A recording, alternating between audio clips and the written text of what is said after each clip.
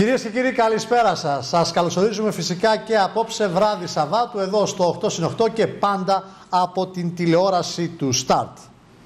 Θα πάμε σε διπλό παράθυρο για να σχολιάσουμε τις τελευταίες εξελίξεις, βεβαίως να μιλήσουμε με τον απόψινό προσκεκλημένο μας και να αναδείξουμε μια σειρά από θέματα της τοπικής επικαιρότητας, παραδίδοντας 2-9 τη σκητάλη στο Σπύρο του Ζηνιάτη που ακολουθείται της εκπομπής και θα παρουσιάσει το αναλυτικό κεντρικό δελτίο ειδήσεων της τηλεόρασης του Start.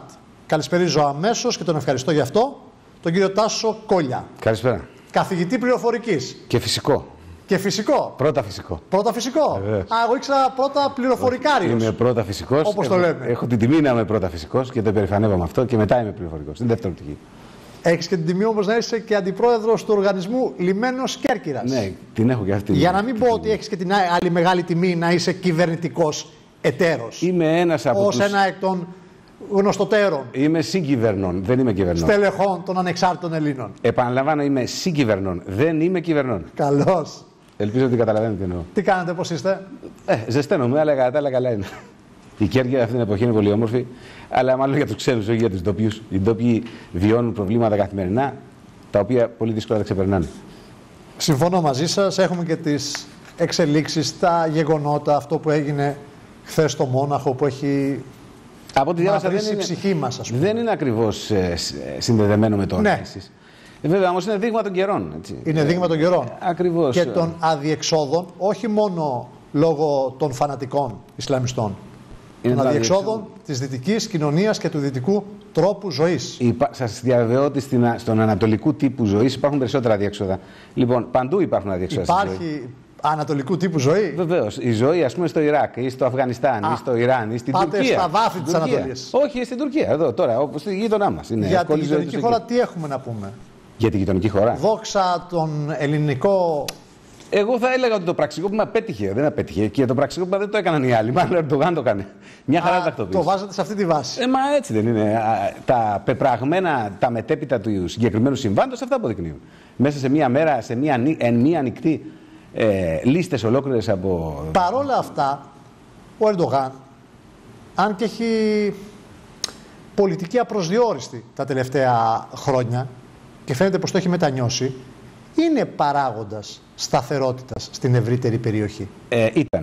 Ήταν.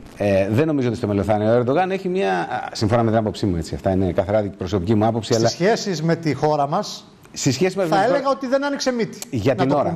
Για την ώρα. Ναι, για την ώρα. Αυτή τη στιγμή προσπαθεί να εδραιωθεί στη χώρα τους και να μεταλλάξει την Τουρκία από ένα κοσμικό κεμαλικό κράτος σε ένα Ισλαμικό. Δεν είναι εύκολο αυτό, γιατί τόσα χρόνια ο κεμαλικός τρόπος ζωής έχει μπει στο πετσί του Τούρκου και ο Τούρκος προσπαθεί να δυτικοφέρνει, μόνο που αυτή τη στιγμή οι διώξεις που υπόκειται από το Ισλαμικό καθεστώς που υπάρχει είναι πολύ μεγάλες.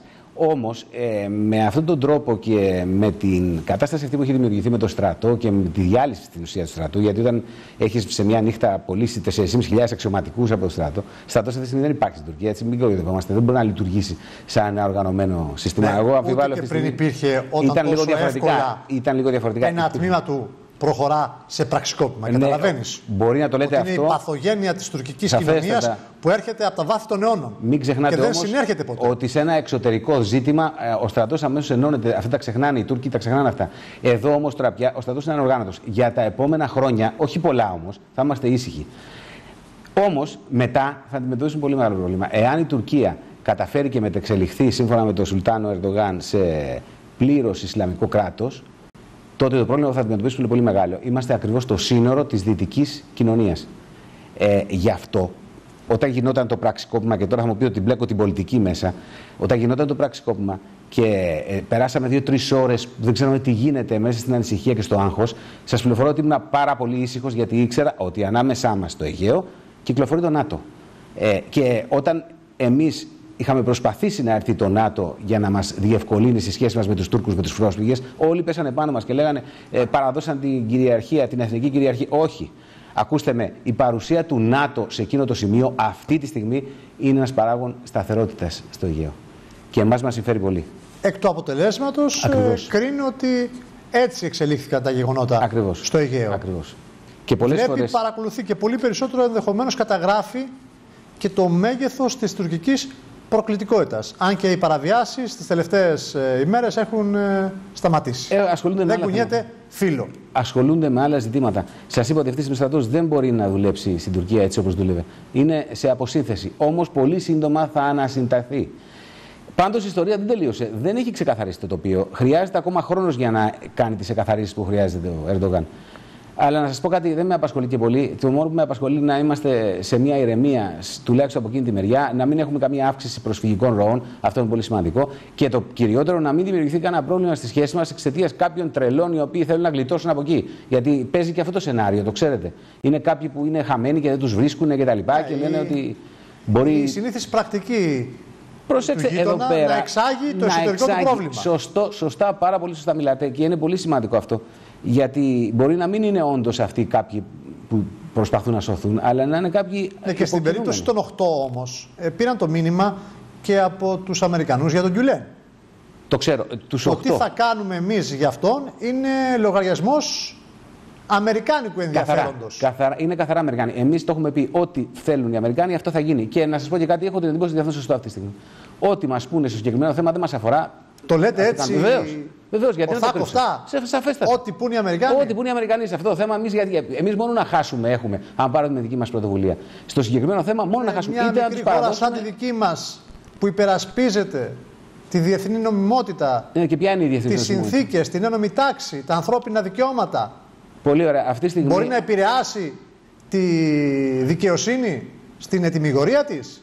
Όχι. Ή να πει εδώ κρίνονται σοβαρά εθνικά συμφέροντα και πρέπει να του στείλουμε πακέτο. Δεν είναι θέμα εθνικών συμφέροντων. Αν πάρουμε με το δικηγορίστικο τρόπο, το νομικό τρόπο, τη λύση αυτού του ζητήματος, θα δείτε ότι καταρχήν αυτή τη συγκεκριμένη στιγμή θανατική ποινή δεν υπάρχει στην Τουρκία. Το ότι θέλει να την επαναφέρει, μπορεί να την επαναφέρει και θα πρέπει να ισχύσει αναδρομικά για αδικήματα και άρα κουβέντα. Αυτή τη στιγμή όμως δεν υπάρχει. Αν το πάρουμε λοιπόν νομικά το ζήτημα, με δεδομένο ότι οι συγκεκριμένοι 8 άνθρωποι μπορεί να είναι αθώοι, και εγώ τους παραδέχομαι ότι είναι αθώοι, αλλά δεν πάβουν να είναι μπλεγμένοι σε ένα πραξικόπημα.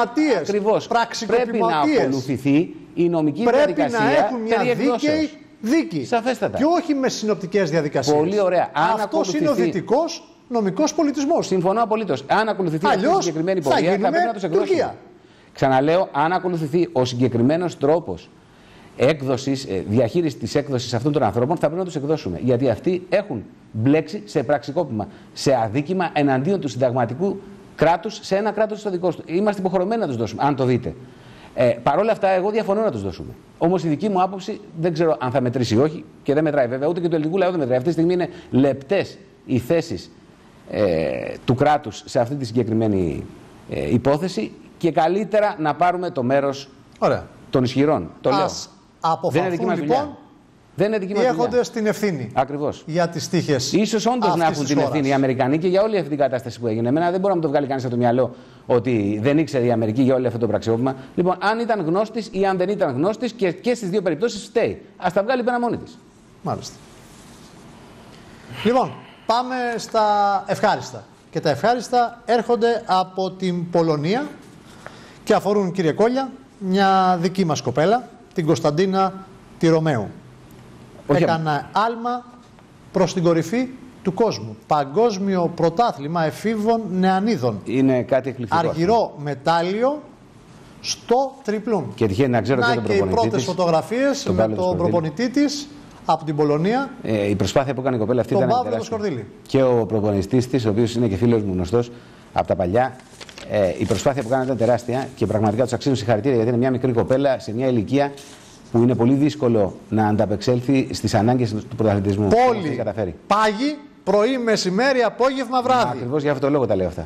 Λοιπόν, πολύ μεγάλη διάκριση, κυρίες και κύριοι, για την Κωνσταντίνα Ρωμαίου και το ελληνικό στίβο, που κατέκτησε τη δεύτερη θέση στο τριπλούμ στο Παγκόσμιο Πρωτάθλημα Εφήβων Νεανίδων στο Bing Odds της Πολωνίας και παράλληλα βελτίωσε και το ατομικό της ρεκόρ. Η κερκυραία αθλήτρια προσγειώθηκε στα 13 μέτρα και 55 εκατοστά με το πρώτο άλμα της, που τη διατήρησε από την αρχή έως το τέλος του αγώνα στη δεύτερη θέση, ενώ στη συνέχεια είχε και 3 άκυρα άλματα. Δεν μπορώ να περιγράψω τα συναισθήματά μου. οι πρώτες της δηλώσεις. Ήρθα εδώ με την 8η επίδοση και φεύγω με το ασημένιο μετάλλιο. Την επόμενη χρονιά θα διεκδικήσω συμμετοχή στο Ευρωπαϊκό Πρωτάθλημα Νέων και ίσως παλέψω για ένα μετάλλιο πάλι. Ήταν η δήλωσή της Ρωμαίου μετά την επιτυχία της. Μπράβο κορίτσι μου, μπράβο Κωνσταντίνα, και σε ανώτερα. Να έχεις υγεία και να μας χαρίζεις μετάλλια, συγγενήσεις και υπερηφάνεια εδώ τους συντοπίτες σου Κερκυραίους. Και ο ελληνικός αθλητισμός έχει ανάγκη από τέτοιους αθλητές. Αν δείτε ένα παραλυπόμενο, φέτος θα στείλουμε τη μικρότερη αποστολή σε Ολυμπιακούς Αγώνες τα τελευταία χρόνια, μόνο 92 άτομα. Αυτό σημαίνει ότι η κρίση η οικονομική έχει εισβάλει καλά, πολύ καλά θα έλεγα, και στον αθλητισμό. Και πάντα ο αθλητισμός ήταν αυτός ο οποίος εξύψωνε την Ελλάδα στα πέρατα της γης. Και αυτό δεν πρέπει να σταματήσει. Τέτοια κορίτσια που βγαίνουν, να είναι καλά οι γονείς της και να τη χαίρονται, πραγματικά μας κάνει να αισθανόμαστε. Γιατί η Κωνσταντίνα είναι ένα παράδειγμα. Ακριβώς, μας κάνει ακόμα να αισθανόμαστε ελπίδα. Με τι μόχθο, κόπο, υδρότα, βάσανα και στερήσεις μπορεί να φτάσεις μέχρι την κορυφή του κόσμου στην κατηγορία σου. Δηλαδή και σε τέτοια ηλικία. Στις νεανίδες που βρίσκεται. Και το λέω αυτό γιατί είμαι δάσκαλος και ξέρω πολύ καλά σε αυτή την ηλικία τα παιδιά τι βιώνουν, πώς τα βιώνουν και με ποιο τρόπο προσπαθούν να μεγαλώσουν. Προσπαθούν να μεγαλώσουν σε αυτή την εποχή που ζούμε. Είναι πάρα πολύ δύσκολο να κάνεις πρωταθλητισμό. Δεν είναι θέμα σωματικής άσκησης, είναι θέμα ψυχικής εγρήγορσης και αναγνώρισης αυτού του πράγματος που πας να κάνεις. Τεράστιες οι θυσίες και καταλαβαίνεις και αυτούς τους αθλητές και αυτές τις αθλήτριες πώς πρέπει να έχουν δίπλα τους την ελληνική πολιτεία υπό τη μορφή κινήτρων που υπάρχουν ακόμη, βεβαίως, αλλά όχι όπως παλιότερα που με το μικρότερο δυνατό μετάλλιο ή μια μικρή διάκριση ερχόταν και ο διορισμός στο δημόσιο. Όχι, όχι, δεν υπάρχουν αυτά. Αυτά έχουν τελειώσει. Όχι. Υπάρχουν κάποιες, σε περίπτωση πρωταθλητισμού, κάποιου είδους μόριες πανελλαδικές εξετάσεις, αλλά όχι τόσο αυξιόλογα ώστε να τους εξασφαλίζει μια ζωή μετά. Πάντως, ακόμα υπάρχει σχολικός αθλητισμός, ακόμα υπάρχει μαζικός αθλητισμός, ακόμα υπάρχει αθλητισμός στην Κέρκυρα. Εγώ το βλέπω. Αν δεν πάτε το χειμώνα στο γήπεδο, τα παιδιά μας όλοι οι επαγγελματίες αθλητές. Όχι, όχι, όχι, δεν είναι. Και Ολυμπιονίκες. Ακριβώς. Ο μαζικός αθλητισμός έχει το νόημα η νέα γενιά να βρει διέξοδο σε αυτή την κοινωνία. Κάθε φορά που στο γήπεδο και δεν θα αγωνίζεστε. Και όχι την καθημερινή κοινωνία των προβλημάτων, του άγχους, του ίντερνετ και των παγίδων της ζωής. Υπάρχει ένας στίβος να αγωνίζονται. Είναι πολύ σημαντικό και να κερδίζουν. Γιατί στη ζωή είναι δύσκολο να κερδίσουν τα παιδιά τουλάχιστον. Λοιπόν, πάμε στα υπόλοιπα τώρα. Ποια υπόλοιπα? Οργανισμός Λιμένος. Μάλιστα. Από μόνος του είναι μια τεράστια ιστορία. Είναι μια ευθύνη πολύ μεγάλη. Την οποία έχετε αναλάβει όλοι στο Διοικητικό Συμβούλιο με επικεφαλή στο Διευθύνοντα τον Άβαρχο τον Σπύρο το Στεφανίδη και προσπαθείτε να τη διεκπεραιώσετε. Θέλω να ξεκινήσουμε πρώτα από την υπόθεση του ΝΑΟΚ. Δεν υπάρχει κάτι νεότερο αυτή τη στιγμή. Κατακάτσει ο κουρνιαχτός. Περιμένουμε να έρθει ο κύριος Πιτσιόλας από την Αθήνα κάποια στιγμή, θα μας επισκεφτεί. Ναι, το έχει υποσχεθεί. Περιμένουμε όμως τόσο πολύ που μας έχει στήσει κανένα μήνα. Όχι, υπήρχε ένα ταξίδι που κάνανε αναγκαστικά με τον Πρωθυπουργό στην Κίνα και όλη αυτή η ιστορία καθυστέρησε. Αλλά έχω τις πληροφορίες ότι κάποια στιγμή θα έρθει. Είναι σίγουρο αυτό. Και μόνο από τον κύριο Πιτσιόλα ή από το ΤΑΙΠΕΔ μπορεί να υπάρξει μια εξέλιξη. Από εμάς δεν μπορεί να γίνει κάτι παραπάνω. Ναι, επειδή όμως κάνατε την γνωστή παρέμβαση, σήμερα το status quo στις εγκαταστάσεις του ΝΑΟΚ. Και αναφέρομαι κυρίως στο Αγκυροβόλιο. Ποιο? Τα μεγάλα σκάφη πληρώνουν σε εμάς. Τα μεγάλα σκάφη πληρώνουν σε εμάς. Αυτό είναι σίγουρο. Μάλιστα. Τα μικρότερα υπάρχει μια μικρή, ας το πούμε, παραδοχή έτσι ώστε να υπάρχει κάποιο είδος εσόδου. Δηλαδή τμήμα των εσόδων πηγαίνει πάλι στο ΝΑΟΚ για τις λειτουργικές του ανάγκες. Τα πολύ μικρά σκάφη και τα μεγάλα σκάφη πληρώνουν σε εμάς. Το λέω και το δηλώνω. Όλα αυτά τα κότερα που βλέπετε εκεί πέρα πηγαίνουμε και εισπράττουμε τα χρήματα. Δηλαδή στέλνετε δικό σας άνθρωπο. Το λιμενικό, μαζί με εισπράκτορα. Πηγαίνει επί τόπου. Βεβαίως. Δηλαδή βρίσκεται δικό σας άνθρωπος εκεί. Έχουμε δικό μας άνθρωπο. Και αυτή τη δουλειά κάνει δεν είναι μόνο για αυτά τα σκάφη, είναι γενικά για όλα τα σκάφη που υπάρχουν και αριστερά από το καφέ Γυαλί και όλα σε εκείνες τις περιοχές. Ο εισπράκτορ που εισπράττει τα λιμανιάτικα από αυτού του είδους τα σκάφη, όχι τα μεγάλα. Μάλιστα. Αλλά εδώ θέλω να κάνω μια παράκληση. Μια θυμάμαι και την αρθογραφία σας, ότι ναι μεν εισπράτετε, αλλά δεν ξεχνάτε. Όχι, δεν ξεχνάμε, μα δεν μπορούμε αυτά αυτή τη στιγμή που γράψατε. Τα γραπτά μένουν. Δεν μπορούμε να προχωρήσουμε εμείς σαν Όλκε είτε στην παράδοση των εσόδων, είτε στην ίδια την παράδοση του χώρου. Αυτή είναι δουλειά που θα πρέπει να την κάνει το ΤΑΙΠΕΔ, ο Πιτσιόρας. Αν μπορεί, αν έχει τη νομική βάση ή αν βρει κάποιο είδους, αν φτιάξει κάποιο είδους. Όταν όμως κάνετε παρέμβαση σε αυτή την ιστορία του διαχειριστικού τέλος πάντων καθεστώτος των εγκαταστάσεων, τι σας είπε το ΤΑΙΠΕΔ? Το ΤΑΙΠΕΔ δεν μας είπε τίποτα. Ο κύριος Στεφανίδης. Προχωρήστε στην ίσπραξη των τελών από τα σκάφη αναψυχής. Καλά κάνατε. Μπορούσε να πει να μην κάνουμε κάτι που το απαιτεί ο νόμος. Καταρχήν δεν ήξερε το ΤΑΙΠΕΔ κάτι. Το έκανε, σας είπα, ήταν πρωτοβουλία του Σπύρου του Στεφανίδη. Καθαρά. Μετά το έμαθε το ΤΑΙΠΕΔ. Και βέβαια δεν μπορούσε να έχει αντίρρηση. Πολύ καλά έπραξε. Εισπράττει, εφαρμόζει τον νόμο. Εισπράττει τα χρήματα που θα πρέπει να εισπράξει. Αφού μπαίνουν λεφτά στο ταμείο και πάνε για το χρέος. Να κάνουμε μια παρένθεση εδώ. Δηλαδή, κατευθείαν και θέλω να κάνω μια βάζει λεφτά στο ταμείο του ΤΑΙΠΕΔ για να δώσουμε για το χρέος. Δεν είναι ακριβώς έτσι. Πώς είναι? Μιλάμε για τα έσοδα που μπαίνει στο ΤΑΙΠΕΔ, στο χρέος πάει. Έχουμε μεγαλύτερο στο πρόβλημα. άλλο ταμείο ίσως να πάνε 50-50. Έχουμε μεγαλύτερο πρόβλημα εσόδων. Έχουμε μεγάλο πρόβλημα, το λέω και το φωνάζω, και αυτό το πρόβλημα είναι εδώ και τους τελευταίους 8 μήνες, και ο αγώνας που κάνουμε όλο το Δουσού με προτεργάτη τον Σπύρο του Στεφανίδη, άλλο και όλους εμάς, είναι να εισπράξει τα χρήματα από τα λιμανιάτικα των κρουαζιεροπλοίων. Χριστέ μου, ήμαρτον, το λέω αυτό, και γιατί το λέω έτσι? Είμαστε το μοναδικό λιμάνι που μας χρωστάνε λεφτά οι τουριστικοί πράκτορες. Ωραία. Οι ναυτικοί πράκτορες. Δεν υπάρχει σε κανένα άλλο λιμάνι. Πολύ ωραία. Πόσα μας χρωστάνε και ποιοι ευθύνονται που το θέση έχει φτάσει και έχει διπλώσει? Βεβαίως. Να τα πούμε όχι μόνο ματεπώνυμο, με συγκεκριμένες αυτή τη στιγμή, ωραία, να τα ξεκαθαρίσω λίγο. Καταρχήν θέλω να πω τι προσπαθούμε να κάνουμε να πάρουμε τα λεφτά. Γιατί η ιστορία είναι τα λεφτά, το οποίο ευθύνεται τα βλέπω μετά. Τα χρήματα θέλω, τα όβολα που λένε στην Κέρκυρα. Αυτή τη στιγμή υπάρχουν πάρα πολλά χρήματα που μας χρωστάνε. Πολλά χρόνια. Πείτε μου ένα ποσό. Υπάρχει κάποιος ο οποίος χρωστάει 400.000. Υπάρχει ένας άλλος που χρωστάει 350.000. Σε βάθος δεκαετίας? Σε βάθος τετραετίας, πενταετίας, εξαετίας.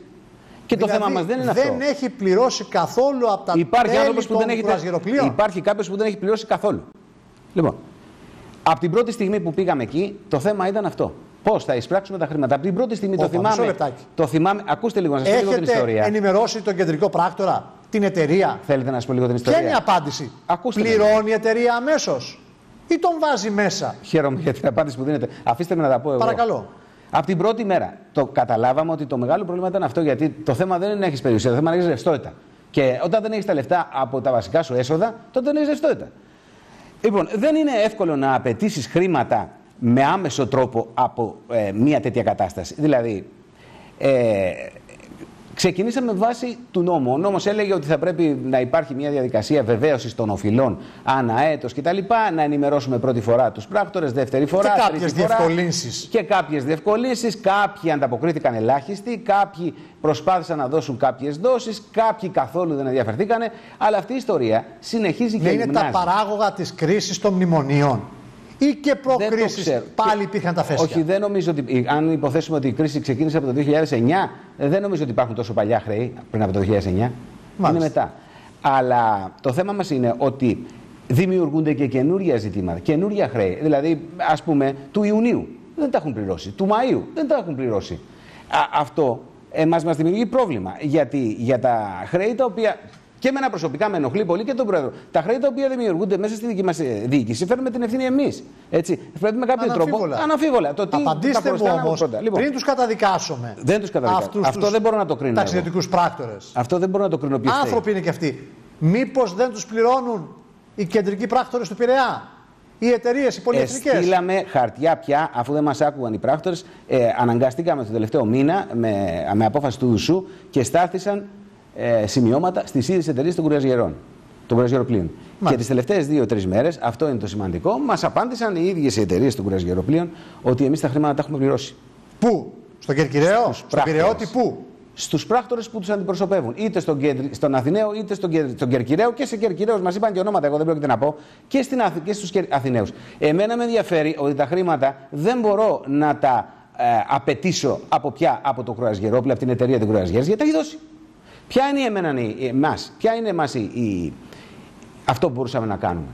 Αυτή τη στιγμή τους ειδοποίησαμε 1, 2, 3, 4, 5. Δεν μπορούν ή δεν θέλουν ή αδιαφορούν. Είναι πολλοί που αδιαφορούν, έτσι. Δεν το κουβεντιάζω. Είναι εκεί που αδιαφορούν. Προκλητικά. Πρέπει όμως να ψάξετε τη δικλείδα ασφαλείας. Δηλαδή, τι συμβάσεις υπογράφουν οι εδώ πράκτορες με τον κεντρικό και τις εταιρείες που διαχειρίζονται τα κρουαζιερόπλια? Οι συμβάσεις. Αυτό που σας λέω, επειδή ξέρω από θάλασσα, είναι ουσιαστικό. Κατάλαβα. Έχουμε δικαίωμα. Άλλο τι λένε οι εταιρείες και άλλο τι αποδεικνύεται. Γιατί μπορεί να ζητήσουν από τον πράκτορα. Τα χρέη είναι βεβαιωμένα. Δεν υπάρχει αμφισβήτηση όπου πουθενά. Τα χρέη είναι βεβαιωμένα. Και έχουμε δυνατότητα και δικαίωμα να φτάσουμε μέχρι σε ακραία πράγματα. Μπορούμε κάποια στιγμή να πούμε το σκάφος το συγκεκριμένο απαγορεύεται ο απόπλος. Δεν μπορεί να το σκεφτείτε αυτό. Έχει δικαίωμα. Να απαγορεύσετε σε κρουαζιερόπλιο. Ο Διευθύνων Σύμβουλος έχει δικαίωμα να απαγορεύσει τον απόπλο σε κρουαζιερόπλιο. Πράγμα που δεν θα το κάνει ποτέ. Έτσι είναι σαφές αυτό. Δεν υπάρχει περίπτωση. Αλλά προτού φτάσουμε που δεν θα φτάσουμε ποτέ, τι άλλο θα μπορούσαμε να κάνουμε? Να στείλουμε, ας πούμε, τα χρέη τους όλα στην εφορία. Στέλνουμε τα χρέη βεβαιωμένα στην εφορία. Και από εκεί και πέρα η εφορία τα βεβαιώνει, τα αρχίζει και τους τα ζητάει, τους κάνει και τα ράνει. Αυτό γίνεται. Όχι, δεν γίνεται. Και τα ληξιπρόθεσμα έχουν φτάσει στη χώρα. Μπράβο. Και το θέμα είναι ότι ο ΟΛΚΕ δεν θα πάρει τα λεφτά του ποτέ. Θα τα πάρει σε δόσεις μετά από 100 χρόνια και άμα τα μου, σας παρακαλώ, μια πιστική δικαιολογία αυτών των ανθρώπων που έχουν τα συγκεκριμένα χρέη. Δεν έχουν χρήματα. Οργανισμό. Έχουν έξοδα και αναγκάζονται τα τρέχοντα έξοδα να τα διεκπαιρεώσουν με ό,τι έσοδα έχουν. Δεν έχουν χρήματα και προσπαθούν να βολέψουν την κατάσταση έτσι, νομίζοντας ότι εμείς είμαστε οι τελευταίοι που θα τα πετύσουμε. Αλλά να καταλάβετε κάτι. Άρα είχαν μάθει. Έτσι. Το πάτε τώρα στο ποιος φταίει. Δεν μπορώ να πω τι κάνανε οι προηγούμενες διοικήσεις. Εγώ προσπαθώ να είμαι σίγουρος ότι αυτό που κάναμε είναι καλό εμείς. Έτσι. Δηλαδή, κάναμε αυτό που θα έπρεπε να κάνουμε εμείς. Το κάνουμε. Μπορούσαμε να κάνουμε κάτι καλύτερο? Όχι, δεν μπορούσαμε. Όχι, βέβαια. Δεν μπορούμε να πούμε του κρουαζιερόπλου σταμάτα, απαγορεύεται η έξοδος. Πρώτα απ' όλα γιατί δεν φταίει το κρουαζιερόπλου. Τα έχει πληρώσει τα λεφτά. Έτσι. Και σκεφτείτε αν το κάναμε αυτό, μετά δεν θα έρχονταν να κάνει ένα κρουαζιερόπλο εδώ πέρα. Ούτε πρόκειται ποτέ να φτάσουμε. Έχετε εκτίμηση για το ποσό των οφειλών από τις κρουαζιέρες των ΟΛΚΕ? Δεν μπορώ να αναφερθώ σε ένα τέτοιο. Υπάρχει μια εκτίμηση, αλλά δεν θα ήθελα εγώ. Ξεπερνάει το 1 εκατομμύριο ευρώ. Την ξεπερνάει. Την ξεπερνάει κατά πολύ. Το θέμα είναι λοιπόν ότι αυτά τα χρήματα κάποια στιγμή θα πρέπει να τα λάβουμε. Γιατί πρέπει να τα πάρουμε? Γιατί, αν δείτε πώς δουλεύει πια ο τουρισμός στην Κέρκυρα, στην πόλη της Κέρκυρας, η Κέρκυρα, η πόλη είναι αποκλειστικά εξαρτώμενη από το λιμάνι. Κανένας άλλος δεν τροφοδοτεί τα μαγαζιά με κόσμο. Αν δείτε παλαιότερα, εγώ θυμάμαι ότι όλος ο κόσμος από την περιφέρεια ερχόταν στην πόλη για να ψωνίσει, για να κάνει ράνι. Τώρα πια η περιφέρεια είναι η ίδια πόλη. Πας στην Αχαράβη και νομίζεις που βρίσκεσαι μέσα. Βάλτε μια ανωτελεία στη σκέψη σας, διότι μετά θα το συνεχίσω το θέμα. Είναι σοβαρό. Είναι πάρα πολύ σοβαρό. Πριν πάμε στα υδατοδρόμια. Το άλλο μεγάλο αγκάθι. Βεβαίως. Λοιπόν, για τον οργανισμό. Κυρίες και κύριοι, με τον κύριο Τάσο Κόλια, εφόλης της ύλης, μετά τις διαφημίσεις, στο δεύτερο μέρος του 8×8 από την τηλεόραση του Start. Η συζήτηση, ενώ παρακολουθήσατε τις διαφημίσεις, έχει ανάψει για τα καλά εδώ στο 8×8 με τον κύριο Τάσο Κόλια, αντιπρόεδρο του Οργανισμού Λιμένος Κέρκυρας, τον οποίο ευχαριστώ για μια ακόμη φορά που βρίσκεται ζωντανά στο στούντιο για να συζητήσουμε όλα τα θέματα του λιμανιού. Ευχαριστώ εγώ για την πρόσκληση. Λοιπόν, να κλείσουμε το κεφάλαιο οφειλές στον ΟΛΚΕ από τους πράκτορες των εταιριών με τα κρουαζιερόπλια. Υποθέτω ότι φτάσατε στο σημείο, γιατί οι εκκλήσεις σας δεν ευωδόθηκαν και οι παρακλήσεις σας, να ενημερώσετε τις εταιρείες που τα διαχειρίζονται, προκειμένου να μάθετε ότι αυτές πληρώνουν κανονικά και οι εδώ πράκτορες ή οι κεντρικοί τους στον Πειραιά, δεν ξέρω ποια είναι η διαδικασία, δεν δίνουν τα χρήματα στον οργανισμό. Έχουμε καταλήξει κάπου. Κάποιες απάντησαν ότι έχουν πληρώσει. Κάποιες δεν απάντησαν ακόμη, γιατί η ενημέρωση που έγινε την προηγούμενη εβδομάδα. Υποθέτω όμως ότι μετά από την πίεση που ασκούμε θα υπάρξει κάποιο αποτέλεσμα. Και να ξέρετε ότι δεν είναι μόνο τα κρουαζιερόπλια. Ένα πολύ μεγάλο χρηματικό ποσό χρωστάνε και δεν πληρώνουν όλα αυτά τα πλοία τα οποία κάνουν τις σημερινές εκδρομές απέναντι. Που πηγαίνουν στην Πάργα, που πηγαίνουν στην Πρέβεζα, πηγαίνουν στους Πάξους και έρχονται. Και δεν είναι λίγα, είναι πάρα πολλά. Τα ημερόπλια. Τα ημερόπλια. Αυτοί χρωστάνε πάρα πολύ χρήματα. Πάρα πολλά χρήματα. Και εξηγήστε μου, πώς αυτή η μόδα στο λιμάνι δεν πληρώνω. Με αυτό προσπαθώ να καταλάβω και εγώ. Είμαστε το μοναδικό λιμάνι που γίνεται αυτό σε άλλα λιμάνια. Με το που μπαίνεις μέσα έρχεται το λιμενικό και εισπράττει τα χρήματα πρωτού μπεις. Δηλαδή δεν υπάρχει πουθενά αυτό το πράγμα. Ακούστε, να χρωστάμε. Τι συμφωνίες έχετε με αυτούς τους ανθρώπους? Πρέπει να περνάνε μια φορά το μήνα, το 15ήμερο, ή μόλις τελειώσει η κρουαζιέρα να έρθουν στο ταμείο να πληρώσουν? Όχι. Πρέπει να πληρώνουν κάθε μήνα όταν βγαίνουν τα λιμανιάτικα του. Γίνεται μια διαδικασία βεβαίωσης των οφειλών κάθε μήνα και το στέλνουμε και ότι πρέπει να πληρωθούμε. Από εκεί πέρα, τι άλλο. Δηλαδή με τη λίστα επιβατών. Όχι, το κάθε πλοίο που έρχεται, πόσους επιβάτες έχει, ανάλογα το ποσό των λιμανιάτικων, υπάρχει ένα δίκτυο που θα βγάζει ακριβώς. Όσους επιβάτες θέλουν. Όχι βέβαια. Πρέπει να υπάρχει ένα αντικειμενικός μηχανισμός που το ελέγχει. Υπάρχει αντικειμενικός μηχανισμός υπολογισμού των λιμανιάτικων. Σε αυτό τουλάχιστον δεν υπάρχει θέμα. Δεν υπάρχει ούτε αμφιβολία. Δηλαδή, εσείς ξέρετε και βεβαιώνετε ότι η χωρητικότητα που σας λένε είναι. Μας τη δίνει και το λιμενικό. Έχουμε και από εκεί. Εμπλέκεται το λιμεναρχείο. Βέβαια, το λιμεναρχείο. Περνάνε από εκεί τον έλεγχο. Σαφώς. Νομίζω ότι μετά από όλη αυτή την πίεση ήθελα απλά να τονίσω τον αγώνα που κάνουμε. Γιατί το θέμα της ρευστότητας είναι πολύ σημαντικό. Πιστεύω ότι θα υπάρξει κάποιο είδους πρόοδος τουλάχιστον. Να λυθούν τα ζητήματα και να πληρωθούν τα χρήματα που χρωστάνε τόσα χρόνια είναι πολύ δύσκολο. Αλλά τουλάχιστον ένα ποσό ή τουλάχιστον να μην χάνουμε τα χρήματα τα οποία. Τα χρέη που δημιουργούνται τώρα άμεσα. Του Ιουνίου, του Μαΐου, του Ιουλίου, ξέρω εγώ. Τέτοια πράγματα. Να πληρώνονται αυτά. Θα δούμε. Πάντως. Είμαι αισιόδοξος. Μετά τις τελευταίες εξελίξεις πιστεύω ότι οι πιέσεις θα αποφέρουν καρπούς. Γιατί χρειάζεται να έχει ρευστότητα το λιμάνι. Ξαναλέω, από το λιμάνι ζει όλη η Κέρκυρα, όλη η πόλη. Και πολλές χιλιάδες ανθρώπων εξαρτώνται άμεσα το αν το λιμάνι κάνει τη δουλειά του έτσι όπως πρέπει να την κάνει. Και για να την κάνει πρέπει να έχει ρευστότητα. Έχουμε και κάποια τηλεφωνήματα για το θέμα του ΝΑΟΚ. Λέει, καλά τα καταφέρατε και στον οργανισμό. Αντί τα χρήματα να πήγαιναν στις ανάγκες των αθλητών και των αθλητριών, τώρα πηγαίνουν στο χρέος και στη Μέρκελ. Με την κίνησή σας. Ναι, καταλαβαίνω να εμπλακείτε. Την πικρία κάποιων ανθρώπων. Εμείς εκτελούμε τον νόμο και τίποτα άλλο. Εφαρμόζουμε τον νόμο. Μάλιστα. Ο οποίος πολλές φορές δεν είναι άρεστος. Και δεν είπαμε, οφειλές από κρουαζιερόπλια. Βεβαίως. Από τις ημερήσιες κρουαζιέρες. Από Ελλάδα, Ιταλία, την Αυτοκρουαζιέρα. Όχι, δεν υπάρχουν από εκεί. Έχουμε χρέη. Και λίγα δρομολόγια συνολικά. Μόνο τους καλοκαιρινούς μήνες. Ναι, ακόμα και από τα ακτοπλοϊκά. Κέρκυρα, Ιγουμενίτσα. Όχι, ούτε και από εκεί υπάρχουν χρέη. Γιατί εκεί πέρα πληρώνουν κανονικά. Τα βασικά είναι αυτά.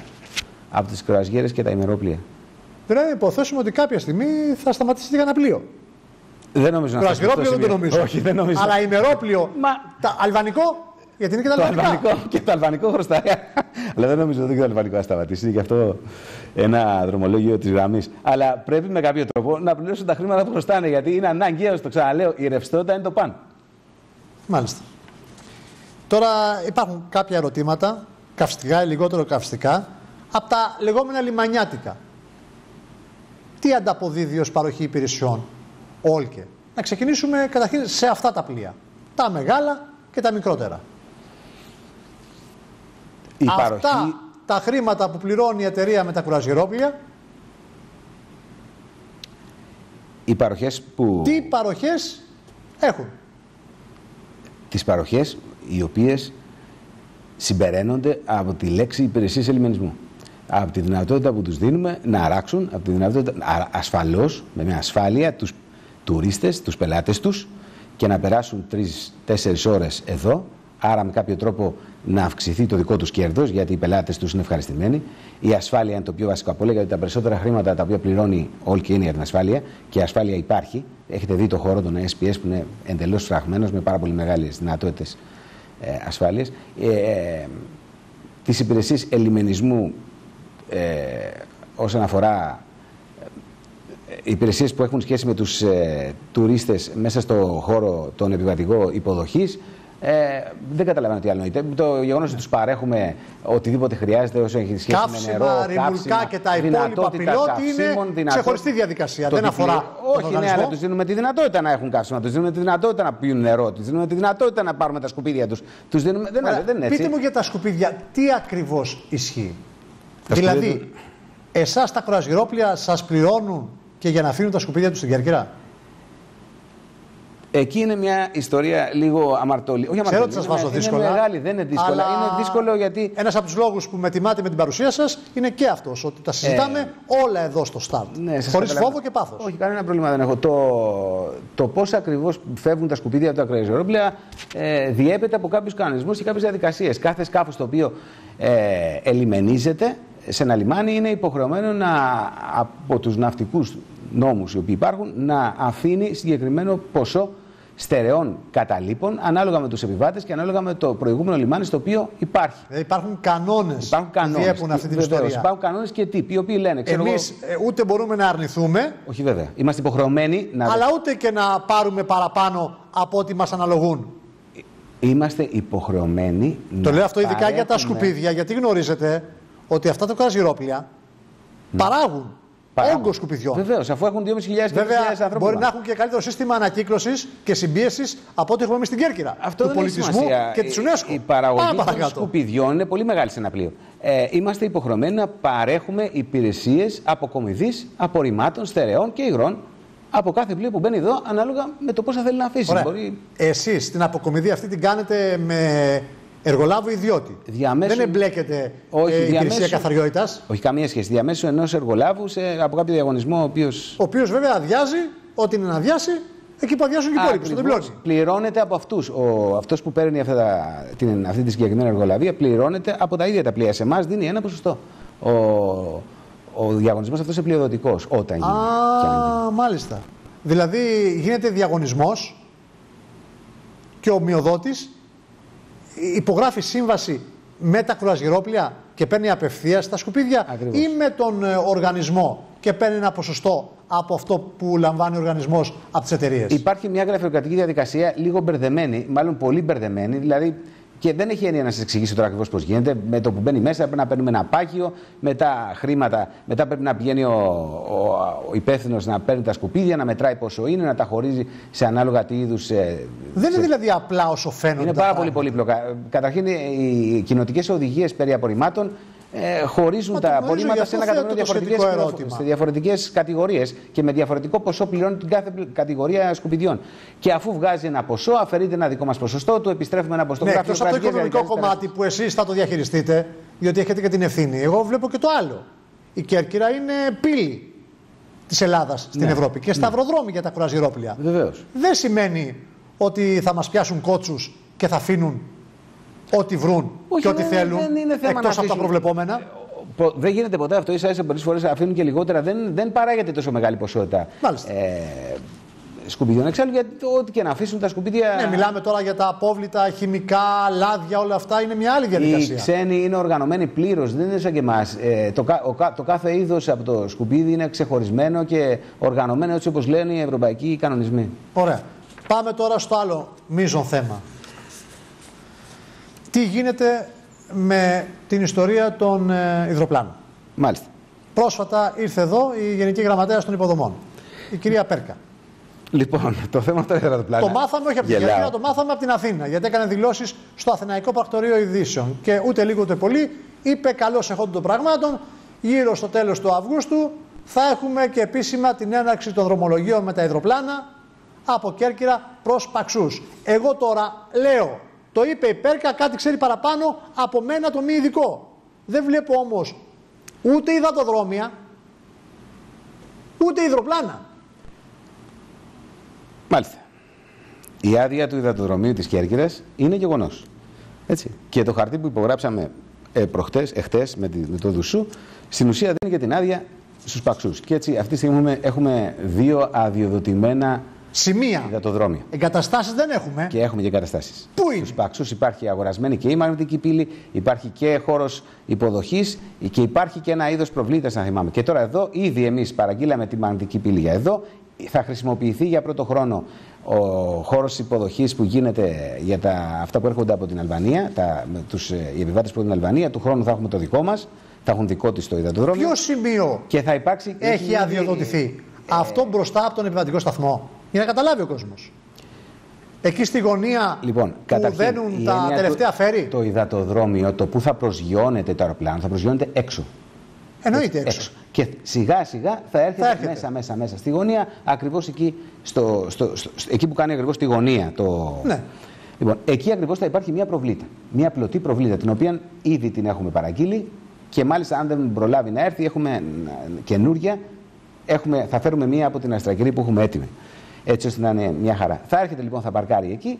Οι επιβάτες θα βγαίνουν, θα μπαίνουν μέσα στον χώρο αυτό, θα μπαίνουν μέσα στο επιβατικό σταθμό που αυτή τη στιγμή υποδέχεται τα άτομα από την Αλβανία και θα είναι μια χαρά για φέτος. Δηλαδή, βλέπετε εφικτό. Βεβαίως. τον Αύγουστο να δούμε.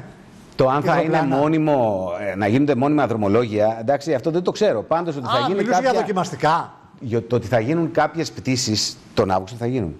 Και θα γίνουν γιατί το θέλουν πολύ και οι Κερκυραίοι και το θέλει πολύ και το Υπουργείο. Και μάλιστα, να σας πω και την αλήθεια, καλά κάνει το. Ναι, καλά κάνουν και το θέλουν. Το θέμα όμως είναι. Η ανάπτυξη στην ουσία αυτό μιλάει. Να διοτηθούν και άλλα υδατοδρόμια, διότι με μια μόνο γραμμή Κέρκυρα, Παξούς και Τούμπαλιν. Δεν υπάρχει περίπτωση η επένδυση να ευδοκιμήσει, το καταλαβαίνετε. Θα δείτε ότι σιγά σιγά σε πάρα πολλά σημεία στην Ελλάδα προσπαθούν να πάρουν άδειες υδατοδρομίων.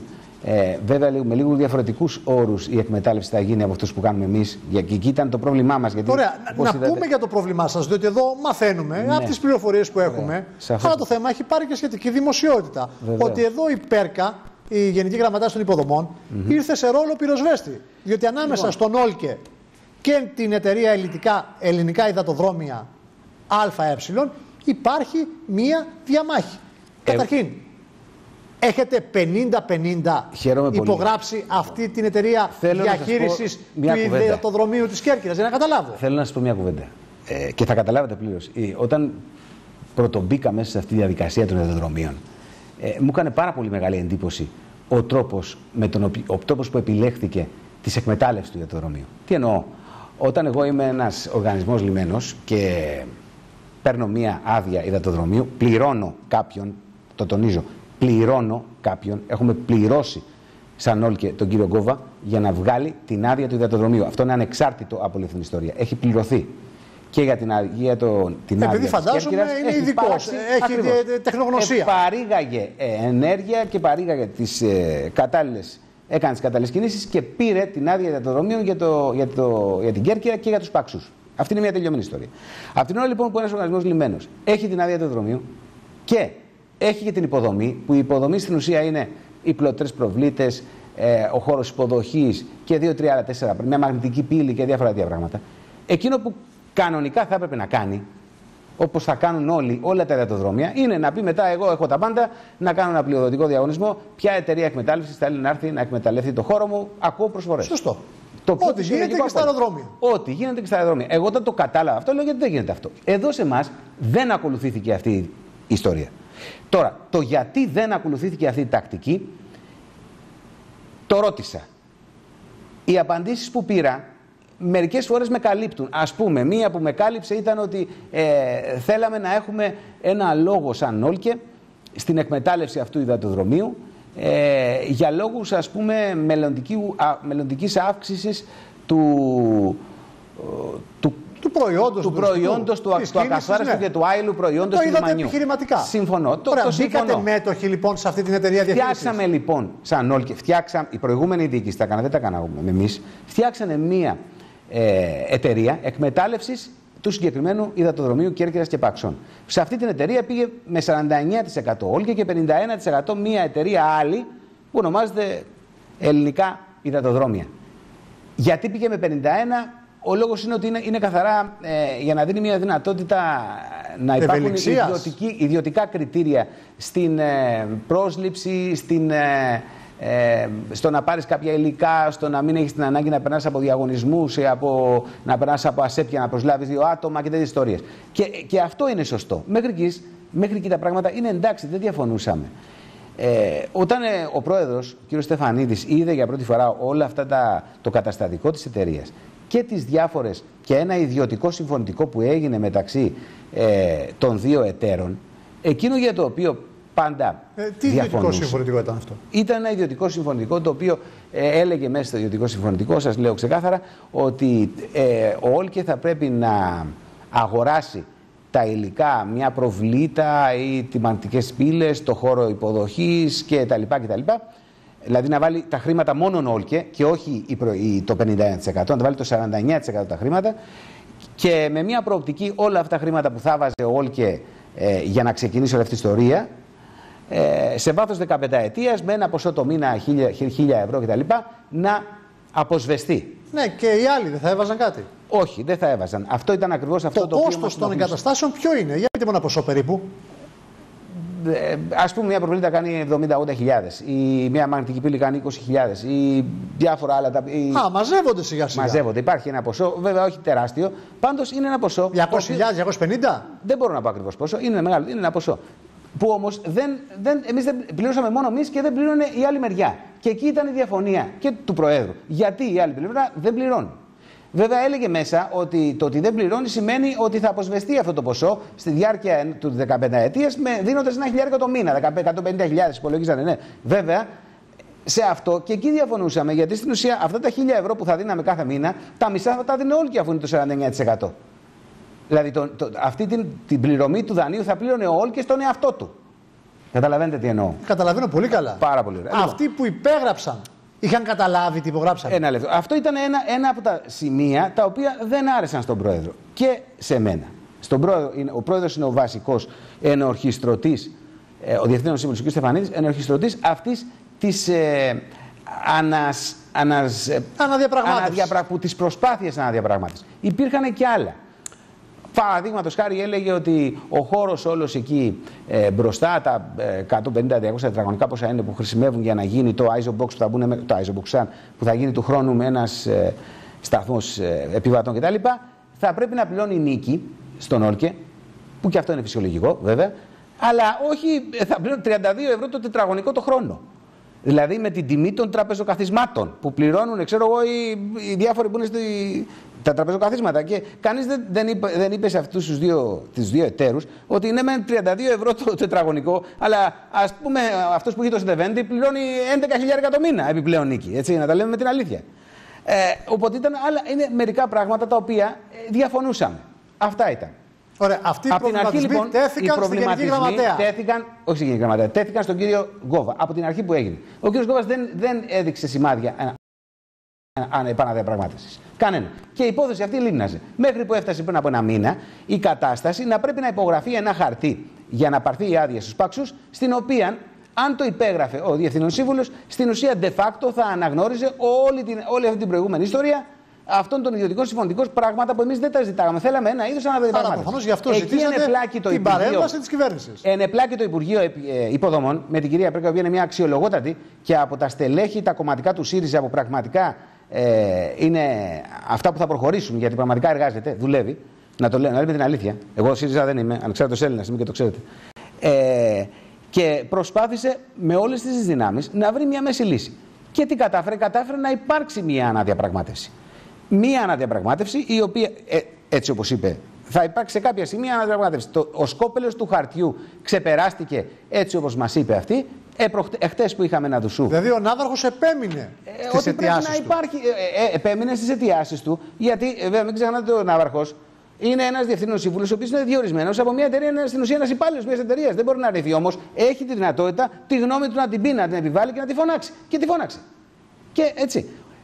Μετά από αυτό, αφού η κυρία Πέρκα βρήκε έναν τρόπο έτσι ώστε και η υπόθεση των υδατοδρομίων να ξεκινήσει, γιατί πρέπει να ξεκινήσει, να ξεμπλοκάρει, η Κέρκυρα χρειάζεται τα υδατοδρόμια, είναι πολύ σίγουρο αυτό. Αυτό είναι το μόνο σίγουρο. Και να υπάρξει ένα είδος. Σε μια βάση αξιοπιστίας. Ακριβώς, θα υπάρξει ένα είδος και κοινού αναδιαπραγμάτευσης κάποιων όρων αυτού του κοινού συμφωνητικού, που ελπίζουμε στο τέλος να είναι ισόφελος και των δύο. Και εγώ είμαι αισιόδοξος ότι θα είναι αυτό. Okay. Το βασικό είναι ότι θα έρθουν υδροπλάνα. Το βλέπετε εφικτό? Ναι, το βλέπω. Βέβαια μικρά υδροπλάνα, εντάξει, 19 θέσεων από ό,τι ξέρω. Αυτά που μάθαμε από την Κροατία, το άλλο το σενάριο από την Ελβετία, δεν την Ντορνιέ που είχαν έρθει πέρσι στη σύσκεψη με τους Κινέζους επενδυτές. Η Ντορνιέ ήθελε να φτιάξει υδροπλάνα και είχε ανάγκη από ένα επενδυτή. Ο Κινέζος που ήρθε εδώ έπρεπε να επενδύσει στην Ντορνιέ. Όχι σε εμάς. Αυτά ήταν άλλα πράγματα που είχαμε προβλήματα. Ο Κινέζος που ήρθε εδώ δεν ήταν επενδυτής στον Όλκη, ήταν επενδυτής στην Ντορνιέ. Και ήρθε εδώ πέρα για να δει ότι υπάρχει ένα υδατοδρόμιο όριμο έργο. Το βασικό είναι να είναι ένα όριμο. Κοιτάξτε, μπορεί το δρομολόγιο με το υδροπλάνο Κέρκυρα Παξί να είναι το φιλέτο το καλοκαίρι, αλλά για να ευδοκιμήσει αυτή η επένδυση θέλουμε διάνθυνση των δρομολογίων και περισσότερα υδατοδρόμια στην Βόρεια Ελλάδα μέχρι και τον Πρίντεζη. Αλλιώς θα πάει αυτή η ιστορία για μια ακόμη φορά στράφη. Θυμηθείτε το. Δεν είναι μόνο δρομολόγια γραμμής. Υπάρχουν τσάρτερ. Τα τσάρτερ είναι αυτά που μια εταιρεία θα την κάνουν να επιβιώσει. Εννοείται περιηγήσεις τουριστών. Ακριβώς. Περιηγήσεις τουριστών. Υπερήγησα, εγώ μπορώ να πάω το μυαλό μου να πάει μακριά. Έρχεται ο τουρίστας από την Κουρασγερόπουλο και θέλει να κάνει μια βόλτα με το αεροπλάνο. Έτσι. Όπως κάνει βόλτα με τα μεγάλα. Με τα ανοιχτά λεωφορεία, να κάνει βόλτα και με ένα αεροπλάνο. Να υπάρχει ένα τσάρτερ γύρω-γύρω. Τώρα που είπατε για τα ανοιχτά λεωφορεία, βάλτε μια τάξη εκεί πέρα με τα λεωφορεία, τα αστικά, τα ανοιχτά, τα τουριστικά και τους ταξιτζίδες, γιατί είναι ένα γενικότερο μπάχαλο. Ξέρω, γίνονται φιλότιμες προσπάθειες, αλλά αυτή δεν είναι εικόνα. Προσπαθούμε απεγνωσμένα να βαστίξουμε ισορροπίες του τρόμου μεταξύ συντεχνιών, οι οποίοι πρέπει να επιζήσουν όλοι. Κανένας δεν θα πάει εις βάρος του αλλού. Για να επιζήσουν όλοι, πρώτα πρέπει να επιζήσει όλοι η Κέρκυρα. Θα φάνε ψωμί. Άρα τα νόμιμα. Τα νόμιμα. Σας ευχαριστώ πολύ. Πάρα πολύ ωραία. Ήταν χαρά μου, τα είπαμε απόψε εδώ στο Start. Και εγώ, κύριε Μάνση, χαίρομαι. Κυρίες και κύριοι, από τον